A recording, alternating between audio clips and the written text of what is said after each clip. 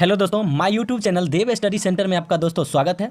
तो आइए आज की इस वीडियो में हम आपको बताने जा रहे हैं क्लास 9 जो कि आपका एनुअल एग्जामिनेशन 2023 में जो आपका हुआ था, यानी वार्षिक परीक्षा 2023 में जो आपका हुआ था। आज हम इस सोशल साइंस जो आपका सब्जेक्ट है इसका हम पूरा का पूरा विश्लेषण करके आपका हम ऑब्जेक्टिव और सब्जेक्टिव के बारे में बताएंगे और करेक्ट आंसर बताएंगे। दोस्तों अगर आप हमारे चैनल पर नए हैं तो आप हमारे चैनल को सबसे पहले सब्सक्राइब कर लें और वीडियो को लाइक करना नहीं भूलेंगे दोस्तों। और आपको वीडियो कैसा लगा उसको कमेंट बॉक्स में एक बार कमेंट जरूर करेंगे। कहा गया दोस्तों, पढ़ लो चाहे कहीं से, सोशल साइंस सीखोगे दोस्तों यहीं से। तो दोस्तों आप वीडियो को अंत तक जरूर देखें। दोस्तों चलिए हम आपको बताना शुरू करते हैं।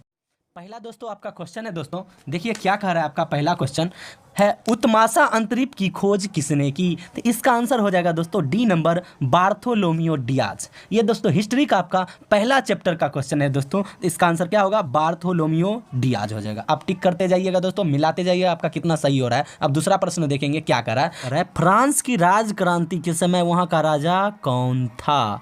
तो इसका आंसर हो जाएगा दोस्तों लुई 16वां। कौन हो जाएगा दोस्तों? लुई 16वां। इसको टिक करते जाइएगा आप लोग, मिलाते भी जाइएगा आपका कौन सा सही हुआ। आइए तीसरा प्रश्न कह रहा है कि 1917 ईस्वी में कौन देश विश्व प्रथम युद्ध से अलग हो गया? तो इसका आंसर हो जाएगा दोस्तों रूस। कौन अलग हो गया? रूस अलग हो गया। इंग्लिश में आप इसका जानना चाहते हैं, which country separated itself from the first world war in 1917? तो हो जाएगा रसिया। कौन हो जाएगा? रसिया। ये चौथा प्रश्न देखते हैं। आपका चौथा प्रश्न, राष्ट्र संघ की स्थापना कब हुई? तो राष्ट्र संघ की स्थापना 1945 में हुआ था और वर्तमान में इनके कितने सदस्य हैं? अभी 193 सदस्य हैं। कितने? 193। पांचवा क्वेश्चन देख लेंगे क्या करें। नाजी पार्टी का प्रतीक चिन्ह क्या है? तो दोस्तों स्वास्तिक का हो जाएगा। आपको किसका? स्वास्तिक का। स्वास्तिक का चिन्ह आपको पता होगा दोस्तों कि स्वास्तिक का ऐसा होता है चिन्ह, ये नाजी पार्टी का चिन्ह था। उसके बाद छठा प्रश्न देखेंगे, नाजीवाद का प्रवर्तक कौन था? तो नाजी पार्टी का प्रवर्तक ये आपको हो जाएगा हिटलर हो जाएगा। कौन हो जाएगा? हिटलर हो जाएगा। आप देख लीजिए सातवां प्रश्न क्या कर रहा है, भारतीय वन अधिनियम कब पारित हुआ? तो 1865 में पारित हुआ। कब हुआ? 1865 में पारित हुआ। अब जरा आठवां प्रश्न देख लेंगे। आठवां प्रश्न है, संयुक्त राष्ट्र संघ का मुख्यालय कहाँ स्थित है? तो इसका आंसर हो जाएगा दोस्तों जेनेवा में स्थित है। कहाँ स्थित है? जेनेवा में। नौवां प्रश्न देखेंगे।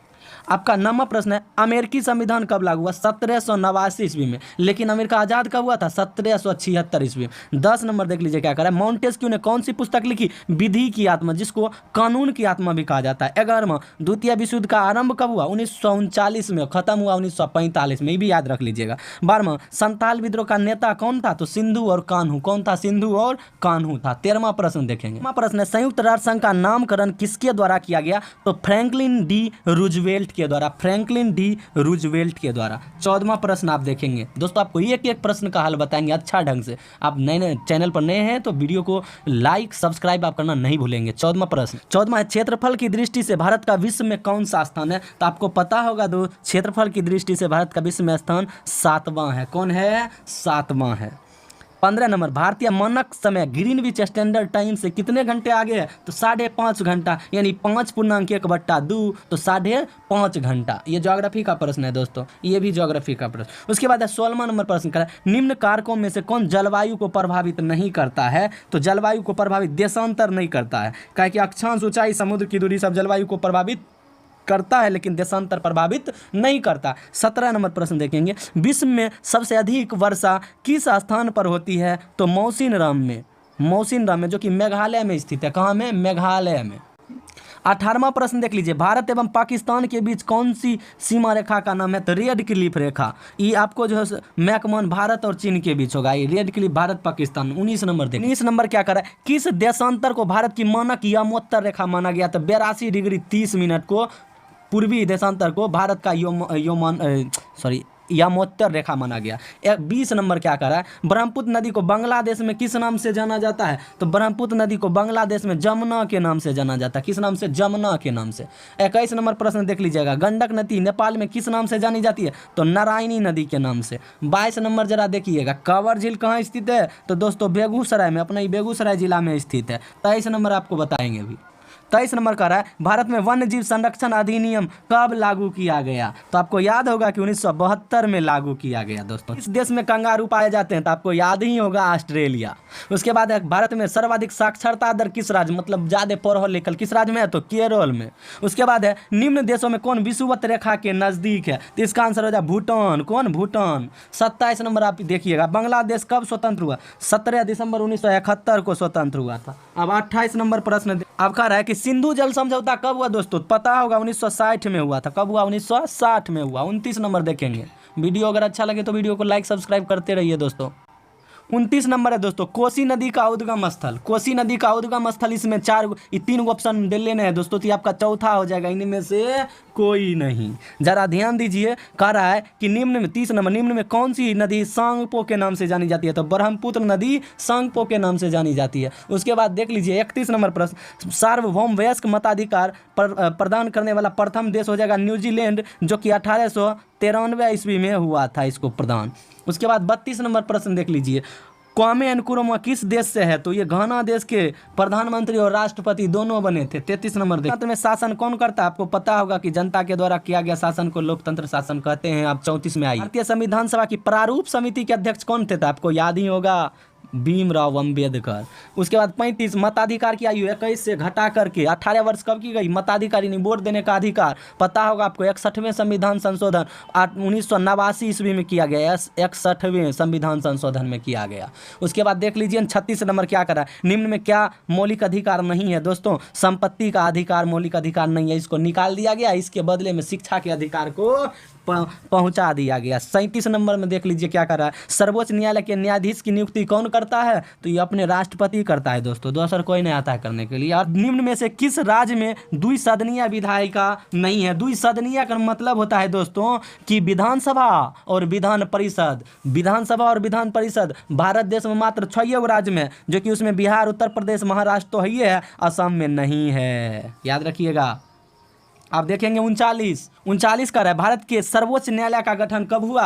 सर्वोच्च न्यायालय का गठन तब हुआ जब अपना देश में संविधान लागू हुआ। 2 क्वेश्चन याद हो गया। कहता राज्यसभा का सभापति कौन होता है? आपको याद होगा उपराष्ट्रपति ही राज्यसभा का सभापति होता है, पदेन सभापति होता है। 41 नंबर में आ जाइए कूद के। कहता निम्न में से कौन देश के मौजूदा कानून में संशोधन कर सकता है? तो आपको पता होगा ये तीनों के पास क्षमता नहीं है, इसके पास क्षमता है संसद के पास, क्योंकि हम इसको वोट दे करके जिताते हैं। उसके बाद 42 नंबर आ जाइए शिक्षा के अधिकार को मौलिक अधिकार का दर्जा कब मिला? आपको बताए थे संपत्ति के अधिकार को हटा करके शिक्षा का अधिकार दिया गया मौलिक अधिकार में। ये दिया गया आपको दोस्तों 86वें संविधान संशोधन, जो कि 2002 ईस्वी में हुआ। कब हुआ? 2002 में। आइए 43 नंबर देखते हैं क्या कह रहा है।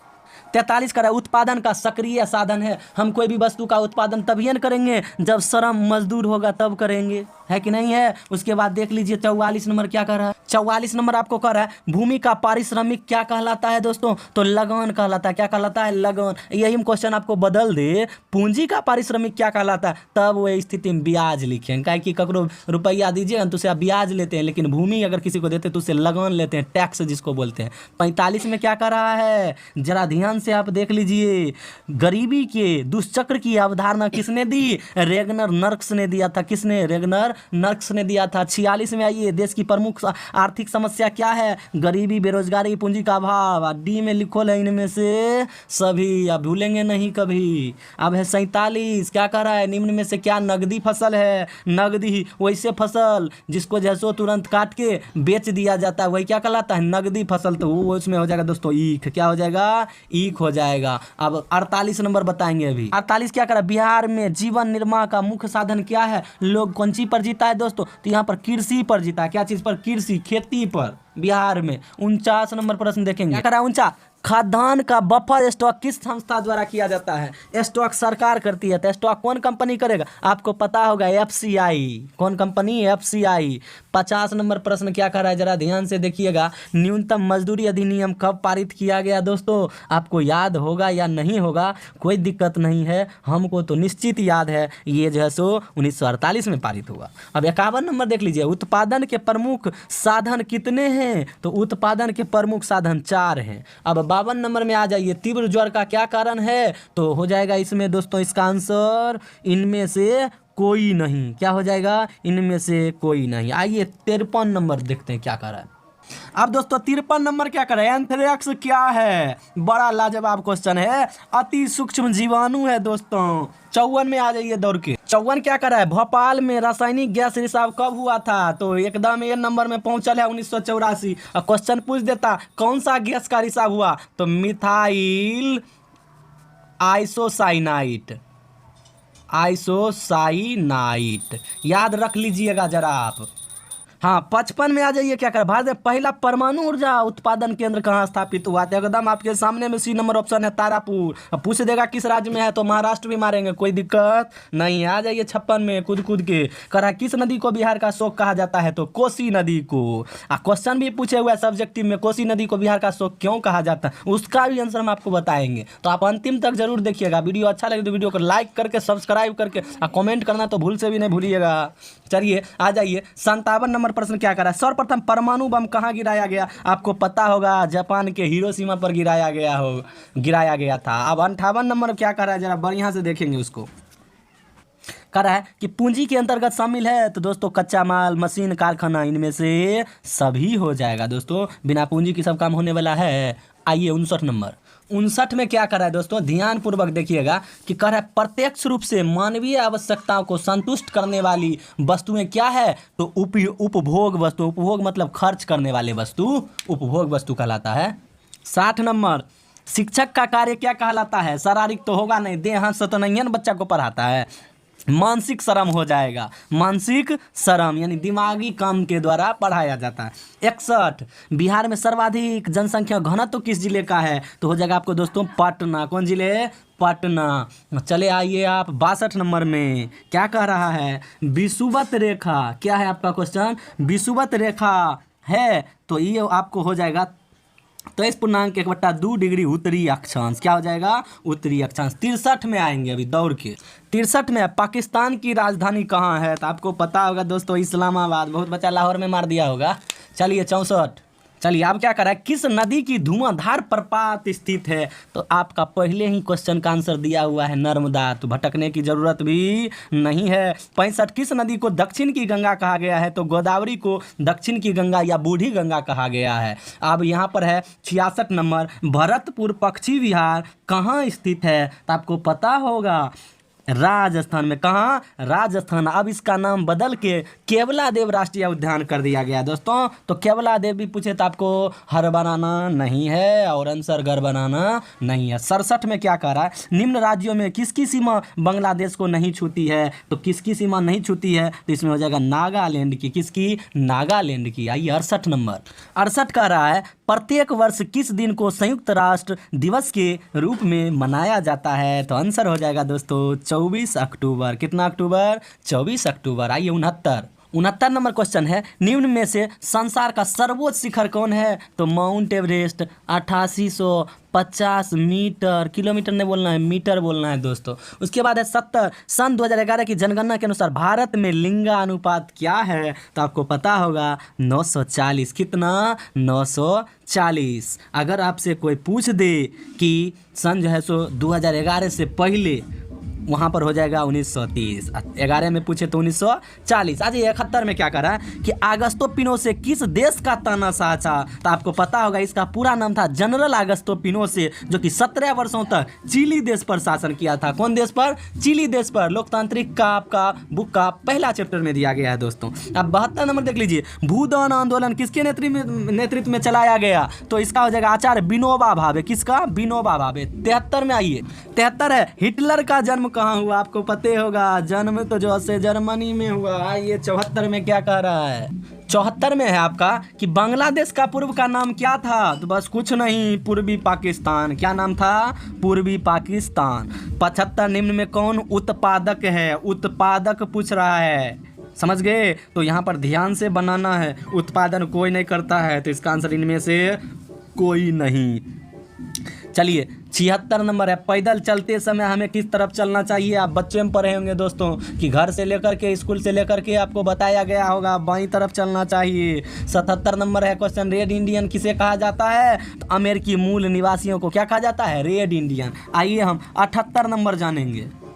78 नंबर का है, वास्को डी गामा किस देश का निवासी था? क्या आपको पता है दोस्तों? पुर्तगाल का था, जिन्होंने भारत की खोज समुद्री मार्ग के द्वारा 1498 ईस्वी में किया था। आइए 79 नंबर प्रश्न की ओर ले चलते हैं आपको। 79 नंबर है, मानस राष्ट्रीय उद्यान कहाँ है? तो एकदम मानस तो असम हो जाएगा दोस्तों। अब 80 नंबर एकदम लास्ट क्वेश्चन ऑब्जेक्ट कह रहा है दोस्तों कि प्रथम स्टेट में कौन आते हैं? तो पादरी। कौन आते हैं? पादरी। हमको जहां तक लग रहा है दोस्तों कि आप 80 को ऑब्जेक्टिव का आंसर देख के आपका मन भी बड़ा गदगद हो गया दोस्तों। तो यदि आपका मन हो गया गदगद तो आप दोस्तों हमारे इस जो चैनल पर अगर नए होंगे तो आप एकदम से सब्सक्राइब कर लीजिए, लाइक कर लीजिए, कमेंट तो निश्चित रूप से कीजिए। अब आपका सब्जेक्टिव देख लीजिए क्या कह रहा है।